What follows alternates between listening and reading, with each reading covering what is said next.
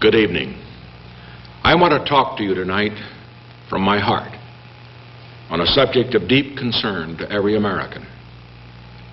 In recent months, members of my administration and officials of the Committee for the Re-election of the President, including some of my closest friends and most trusted aides, have been charged with involvement in what has come to be known as the Watergate affair.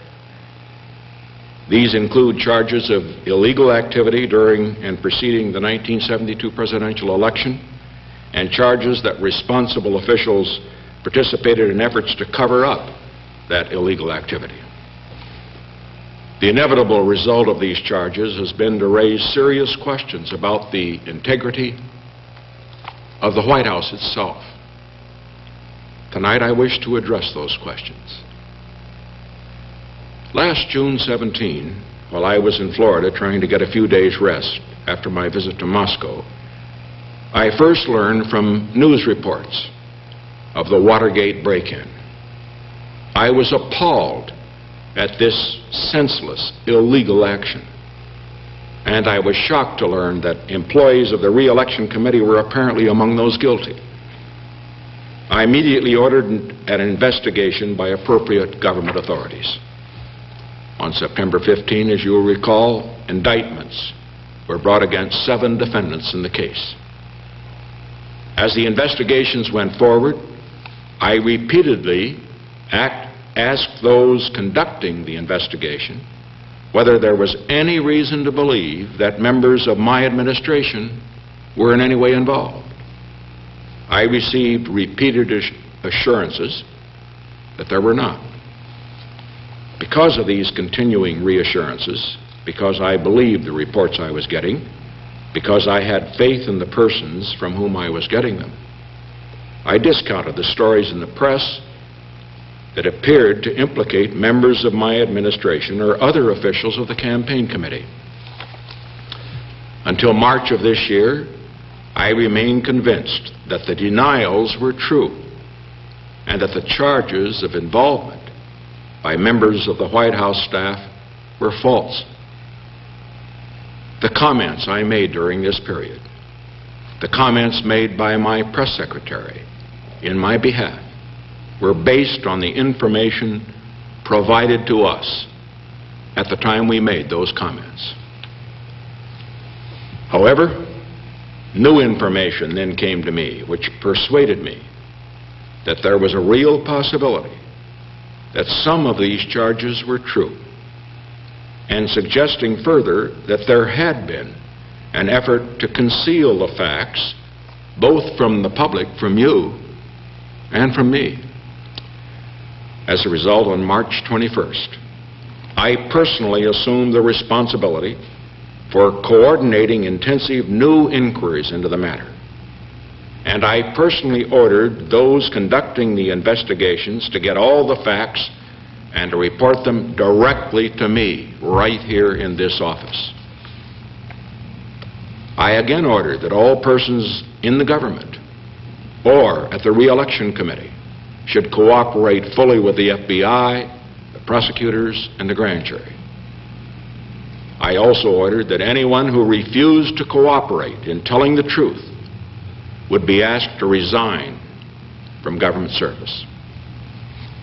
And with ground rules adopted that would preserve the basic constitutional separation of powers between the Congress and the presidency, I directed that members of the White House staff should appear and testify voluntarily under oath before the Senate committee which was investigating Watergate.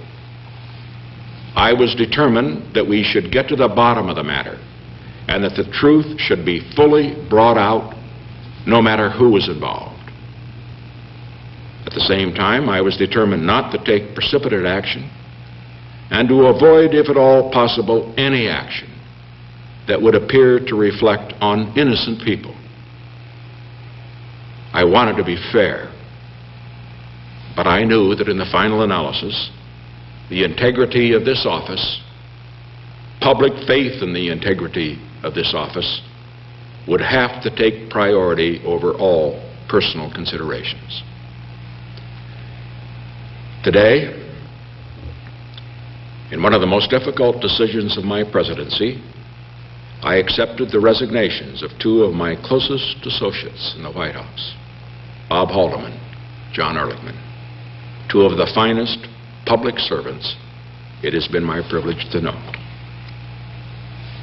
I want to stress that in accepting these resignations, I mean to leave no implication whatever of personal wrongdoing on their part.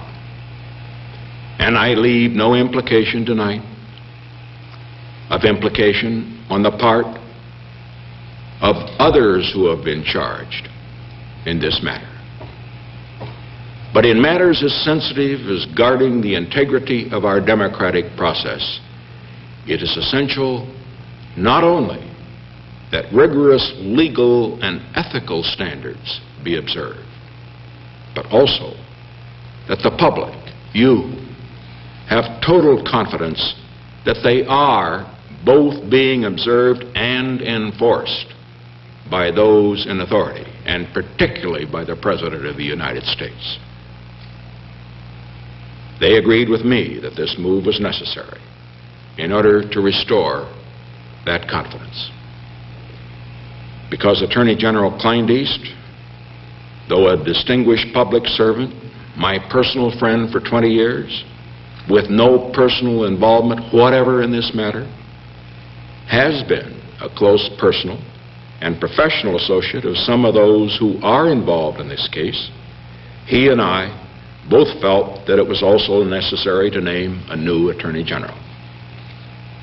The counsel to the President, John Dean, has also resigned.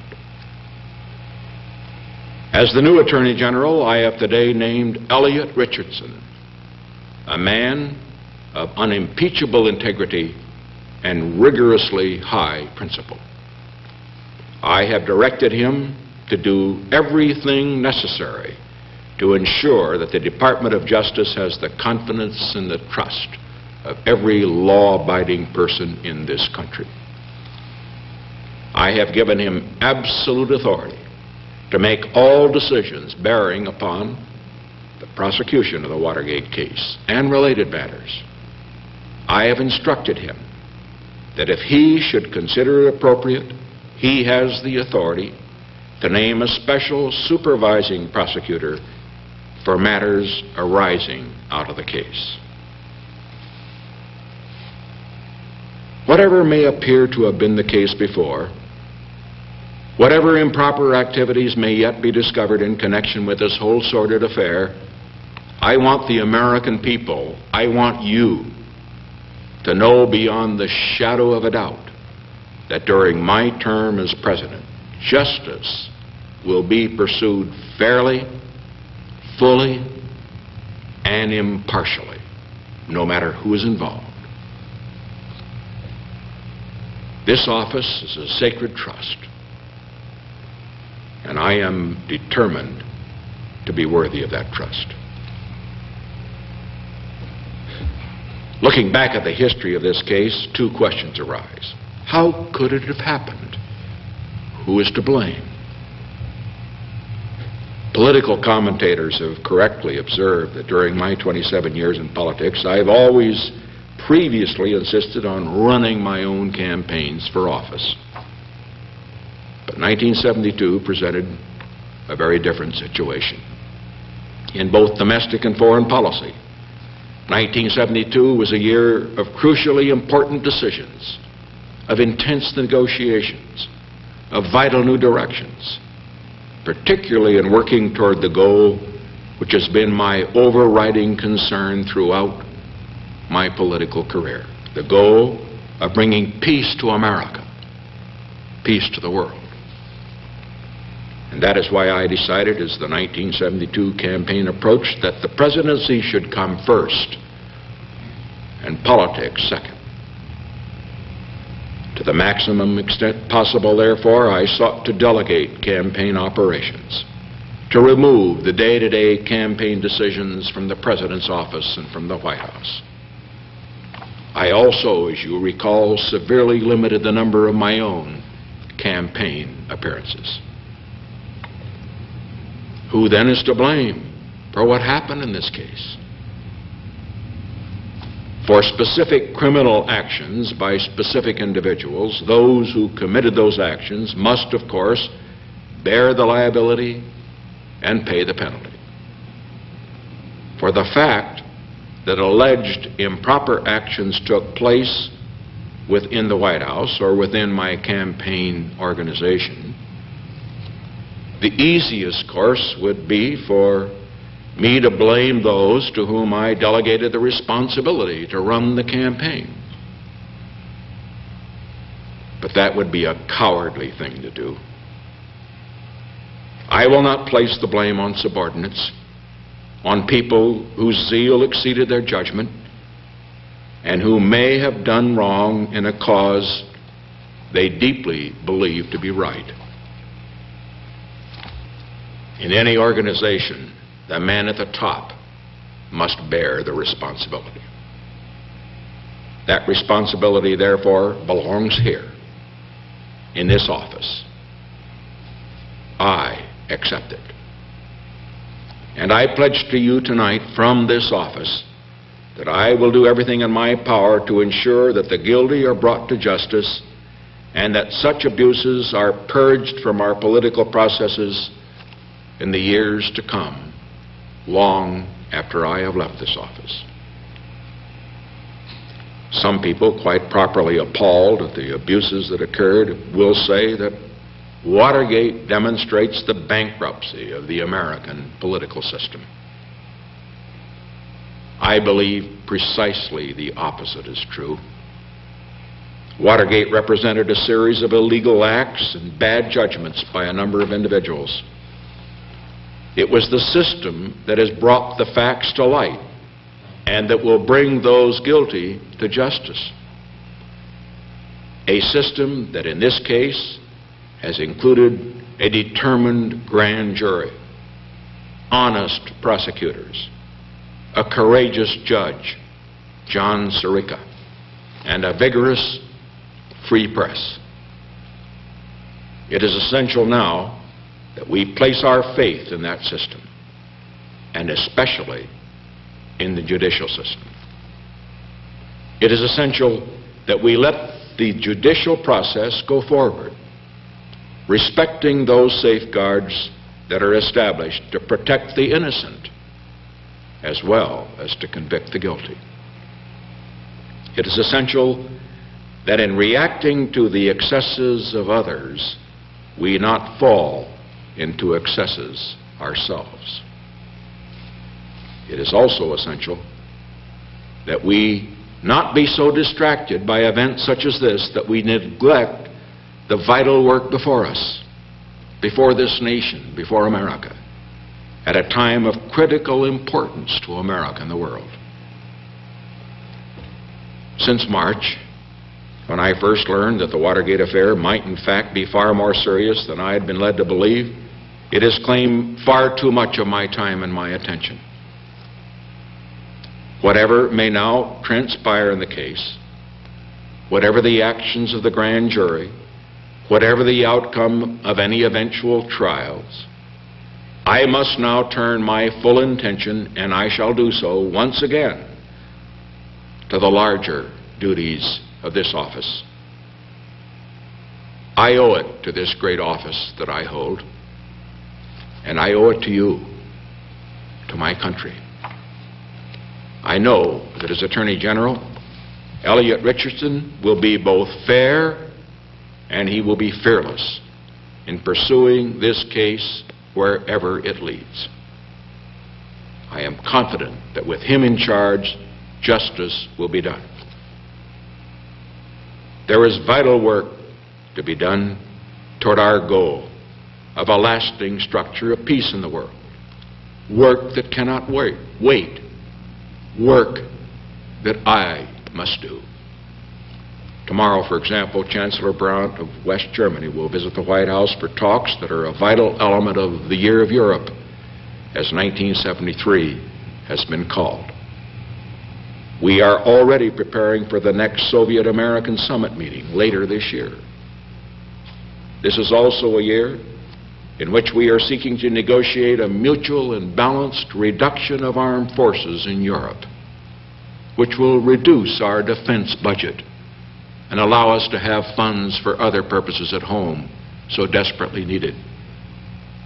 It is the year when the United States and Soviet negotiators will seek to work out the second and even more important round of our talks on limiting nuclear arms and of reducing the danger of a nuclear war that would destroy civilization as we know it. It is a year in which we confront the difficult tasks of maintaining peace in Southeast Asia and in the potentially explosive Middle East. There's also vital work to be done right here in America to ensure prosperity. And that means a good job for everyone who wants to work, to control inflation that I know worries every housewife, everyone who tries to balance a family budget in America, to set in motion new and better ways of ensuring progress toward a better life for all Americans.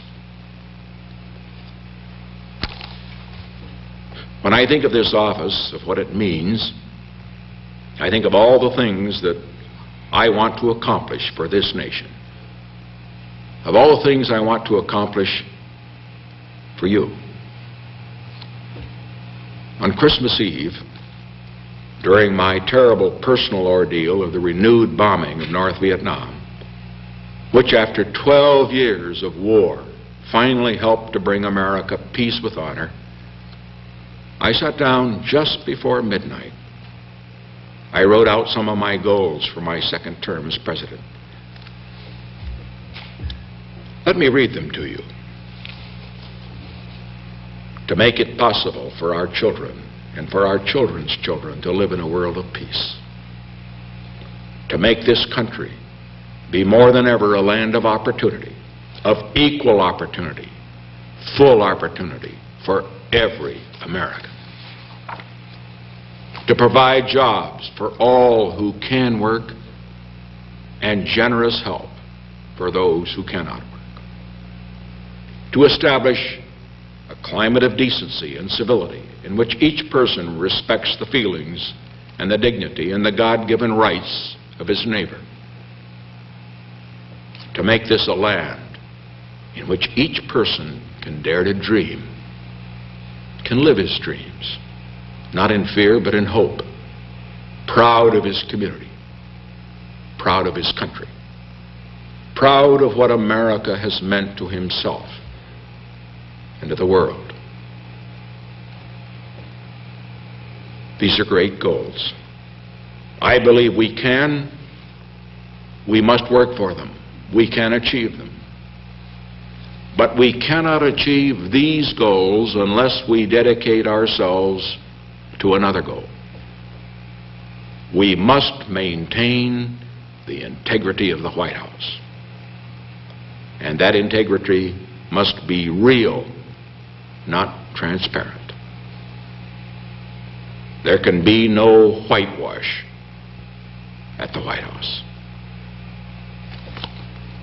We must reform our political process, ridding it not only of the violations of the law, but also of the ugly mob violence and other inexcusable campaign tactics that have been too often practiced and too readily accepted in the past, including those that may have been a response by one side to the excesses or expected excesses of the other side. Two wrongs do not make a right.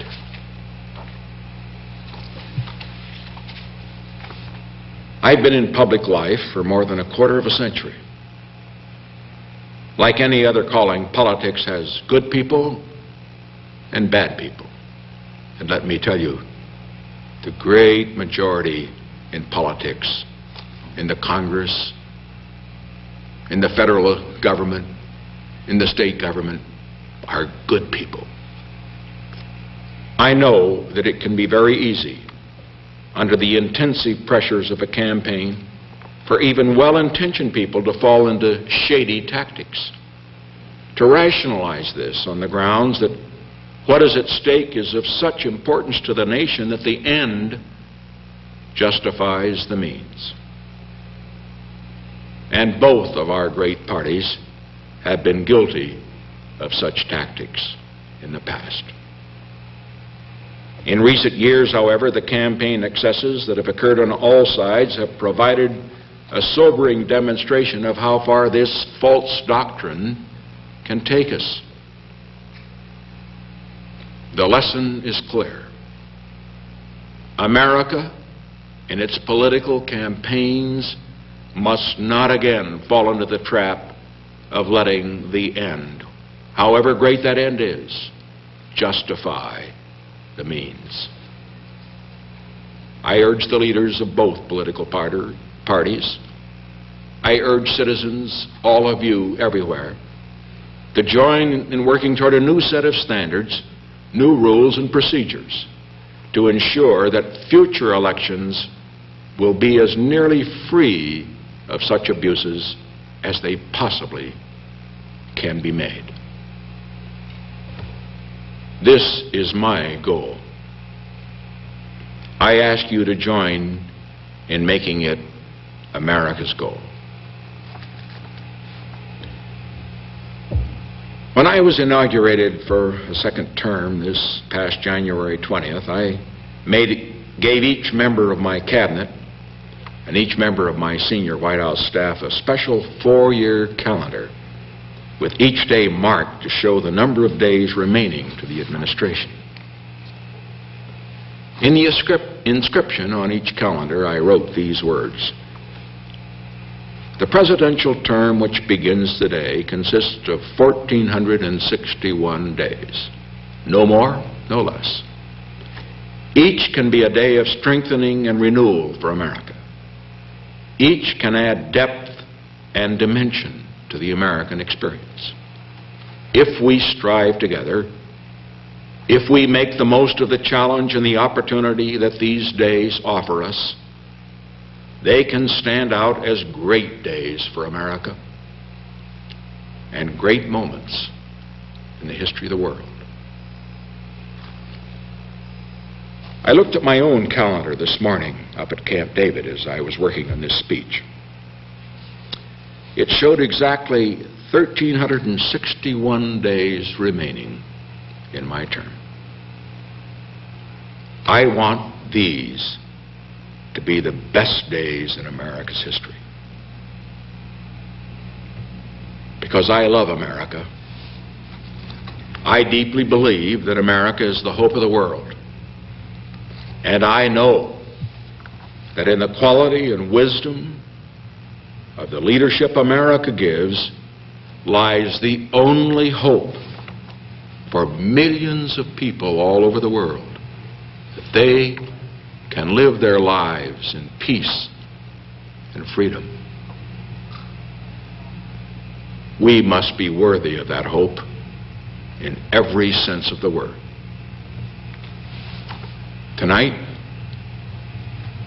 I ask for your prayers to help me in everything that I do throughout the days of my presidency to be worthy of their hopes and of yours.